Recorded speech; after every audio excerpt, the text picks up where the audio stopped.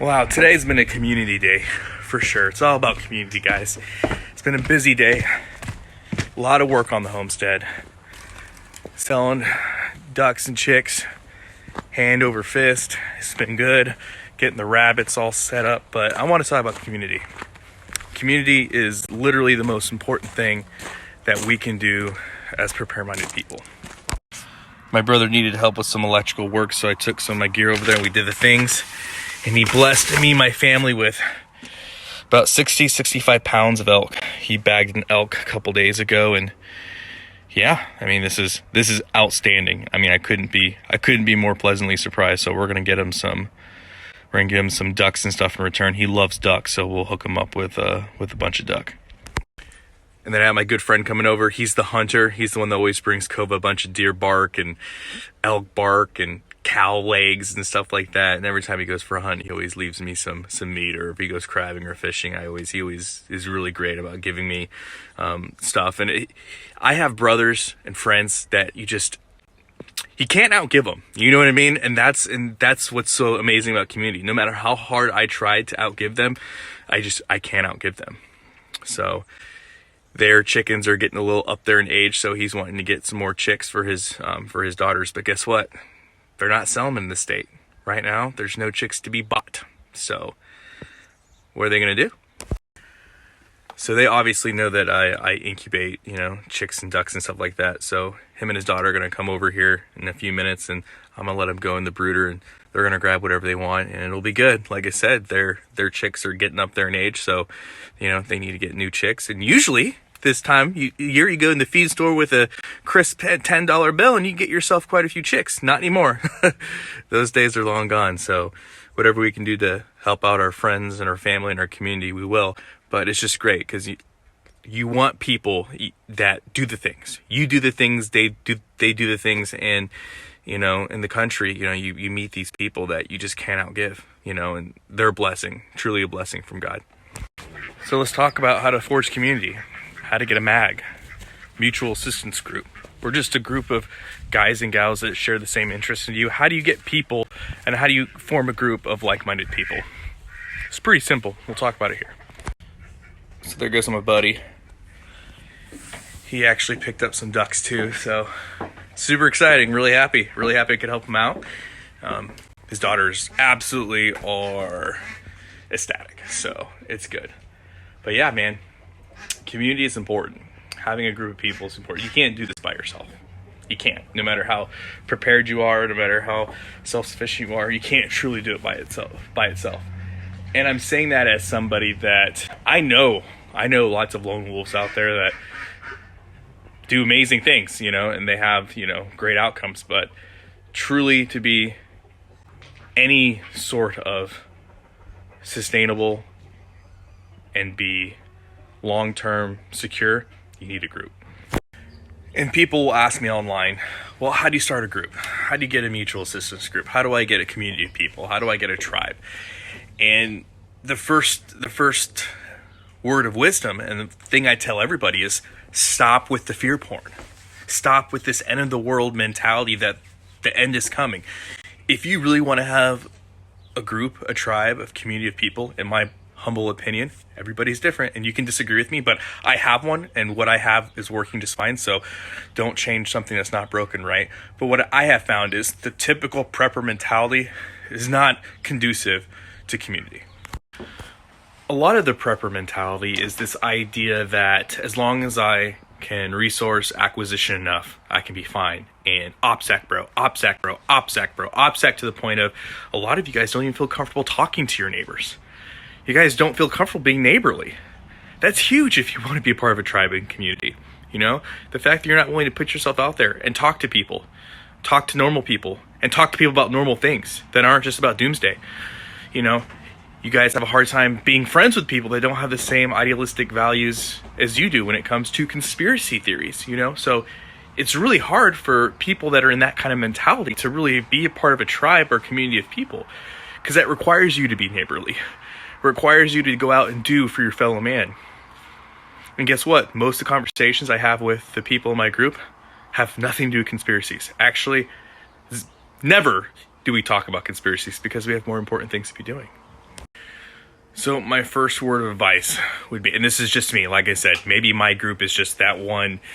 Maybe we're the oddballs of the whole preparedness community, but just get rid of the fear porn. You don't need it. It's not conducive. Get rid of the conspiracies. You don't need it. It's not conducive. Knowing conspiracies about, sealed indictments and what's supposedly supposed to happen, I guess tomorrow? I guess tomorrow's March 4th.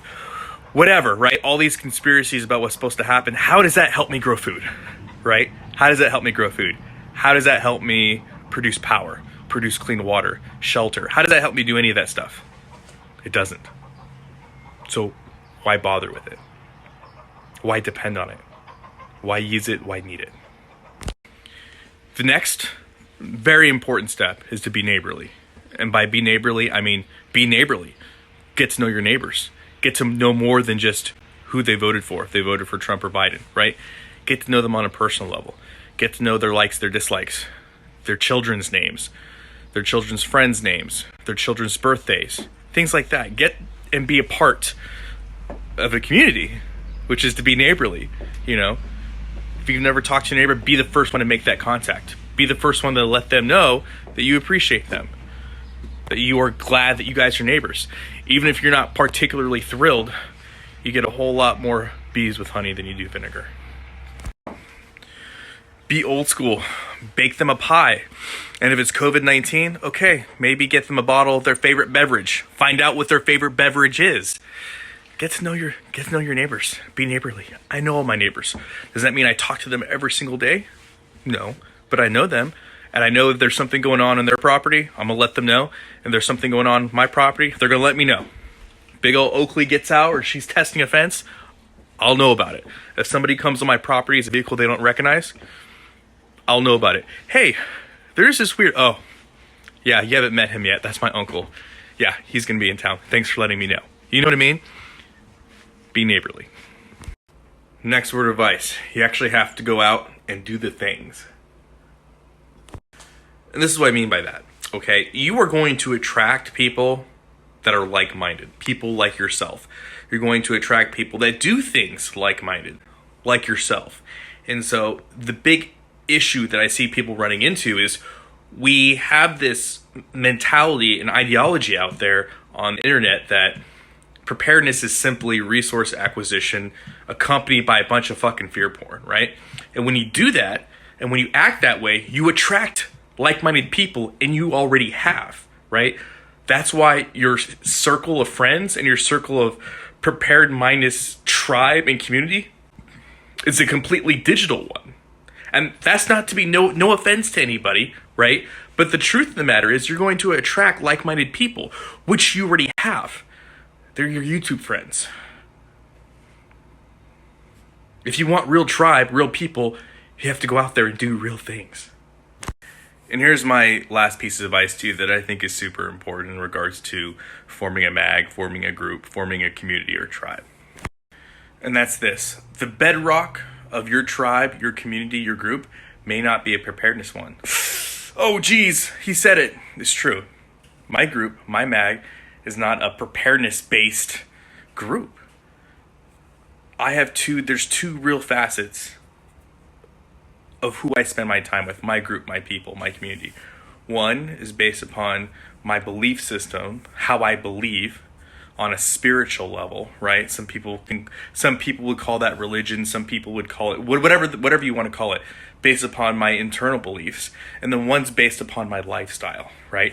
And as a homesteader, my lifestyle attracts a certain type of person, just like my beliefs attract a certain type of person, a certain type of community, a certain type of tribe. So your group may not be, hey, prepper forums, looking for a prepper group. It may be based upon something. So don't throw the baby out with the bathwater because this group is based upon one's beliefs, or this group because they're an agricultural homesteading group, or this group because they're a group of hunters, or this group who are mechanics that like to get together, or any group of people that like to get together. That's the purpose of community and tribe. If you think you're going to find this prepper group that's all about the fear porn that you're into that's all about just resource acquisition, that's just going to talk about fear porn and conspiracies and March 4th and all that other bullshit, guess what, guys? You're probably not going to be successful in finding a group or mag that you can relate to or that's going to do anything efficiently. And here's an example. For the last 3 months, my men's group has really felt like a book club. We decided we were going to read this book on investing money, savings, economy, everything. Talks about everything from retirement, 401ks, the whole 9 yards. This is a great book. It's, pretty popular. And we decided we were going to go through it. And each week we're going to read a chapter or two, and then we're going to discuss what we liked, what we didn't like, and we're going to have nuanced conversations, right? So realistically, for the last 3 months, we've been a book club. However, if you think for a second that if I needed help in my truck that one of my brothers weren't going to come help me, you're wrong, right? So we may look like a book club for the last 3 months, but everybody has something different to bring to the table. And that's because I know the things that they do. They know the things that I do. Because when you're doing things and you're living out what you believe, people pick up on that. There's a reason why when I need help on my car, I contact my brother in my book club, if you will, who's a mechanic. Because that's what he does for a living.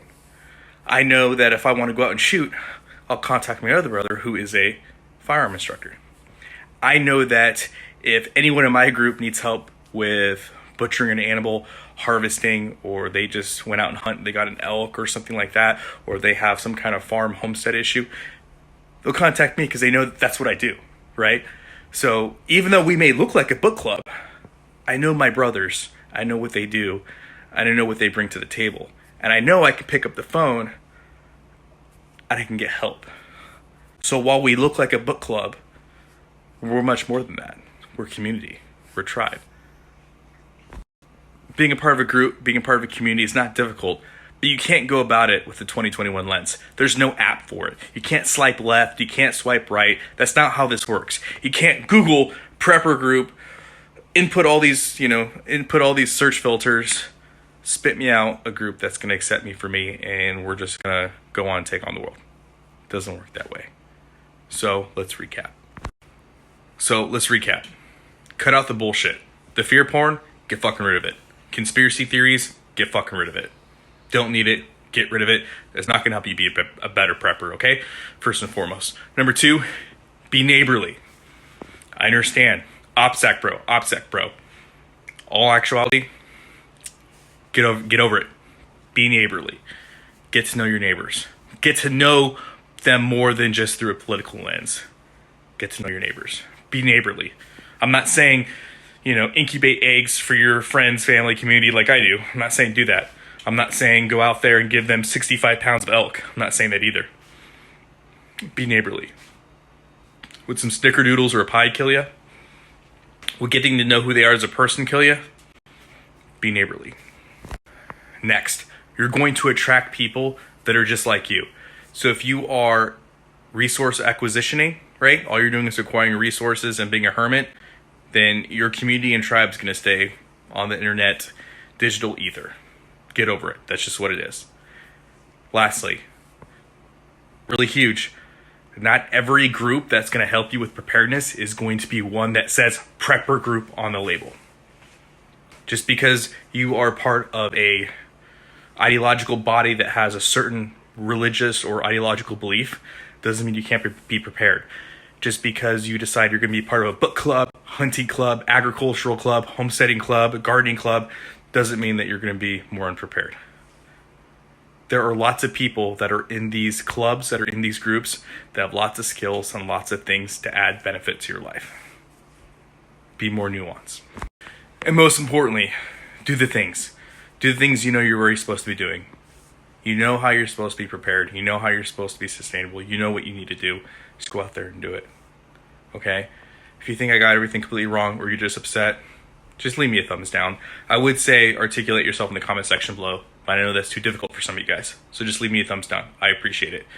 For everybody else who has half a brain cell and can look at things from a nuanced lens, I'm being dead serious. Take these things on board. Realize that you're not alone, and there's a lot of people that are like-minded just like yourself. There's a lot of people that want to help, and I know you want to help others. So get rid of this toxic preparedness lens that a lot of people are seeing through, and be neighborly, and go out there and help yourself, your friends, and your community. And as always, guys, long live the Republic.